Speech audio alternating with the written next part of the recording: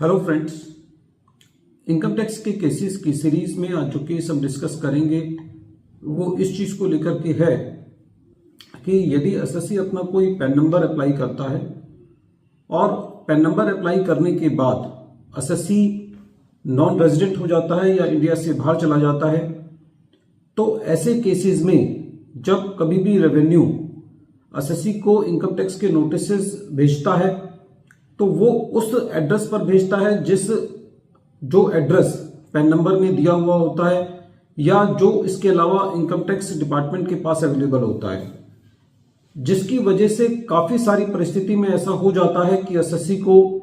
Notices receive नहीं होते और एसएससी की असेसमेंट एक्स पार्टी असेसमेंट कर दी जाती है और एसएससी की काफी ह्यूज डिमांड क्रिएट हो जाती है। हालांकि ये एक एसएससी की जिम्मेवारी है कि जब कभी भी उसका एड्रेस चेंज हो तो वो अपने पैन नंबर में उसको चेंज कराए, उस एड्रेस को अपने पैन नंबर में अपडेट कराए, क्योंकि आज की डेट में जो सेक्शन 148 की असेसमेंट की जा रही है उनमें से 40-50% केसेस में देखने को ये मिलता है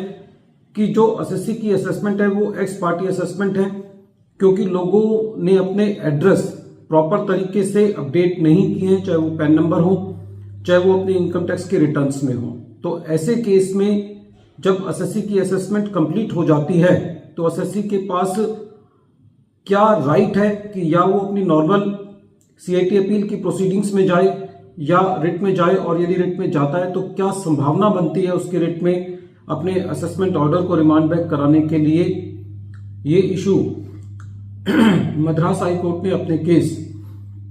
Shravan Mani versus assistant commissioner of income tax के केस में डिसाइड किया। ये केस 483 आईटीआर पेज नंबर 272 पर रिपोर्ट हुआ और इस केस का जजमेंट 14 सितंबर 2023 को आया।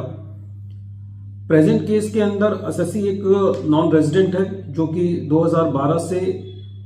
इंडिया के बाहर रह रहा था। एसएससी जब बेल्लारी कर्नाटका में था तो एसएससी ने अपना पैन नंबर अप्लाई किया और जो एसएससी ने अपना एड्रेस दिया था उस टाइम इनिशियली वो इंदौर में दिया था, और जिसके बाद जो एसएससी का एड्रेस था वो कर्नाटका में चेंज कर दिया गया था। उसके बाद एसएससी जो है वो इंडिया से बाहर चला गया। एसएससी को सेक्शन 148A क्लॉज बी का शोकॉज नोटिस दिया गया। उसके बाद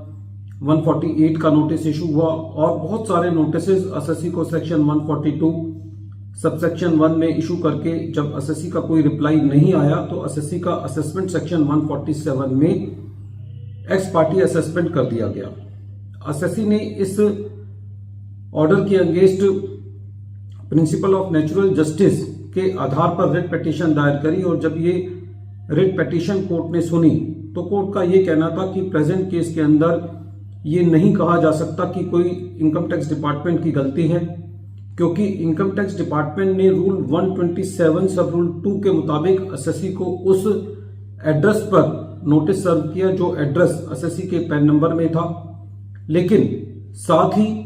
सारी की सारी असेसमेंट और जो नोटिस भेजे गए वो ऐसे एड्रेस पर भेजे गए जो एड्रेस एसएससी का नहीं था। तो ऐसे केस में सारे फैक्ट्स एंड सर्कमस्टांसेस को देखते हुए मद्रास हाई कोर्ट ने एसएससी के केस को दोबारा असेसिंग ऑफिसर के पास रिमांड बैक किया, असेसमेंट प्रोसीडिंग्स को क्वैश करके। फ्रेंड्स,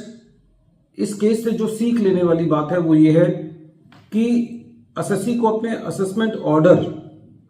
जो उसके अगेंस्ट पास किया गया उसको दोबारा सुनवाई करने के लिए हाई कोर्ट में रिट पिटीशन का सहारा लेना पड़ा। ऐसा नहीं है कि एसएससी का असेसमेंट क्वैश हो गई तो अब उसको असेसमेंट नहीं करानी, उसको दोबारा योग के पास जाके अपनी पूरी असेसमेंट करानी है। यदि एसएससी ने फर्स्ट हैंड ही अपनी इंफॉर्मेशन को पैन नंबर में अपडेट कर लिया होता तो सारे नोटिस एसएससी को टाइम पर मिले होते और एसएससी ने उसका कंप्लाई किया होता। खाली एक छोटी सी गलती की वजह से या छोटी सी जानकारी की वजह से कि उसको अपने पैन नंबर को अपडेट करना है, एसएससी को काफी लिटिगेशन फेस करनी पड़ सकती है और उसको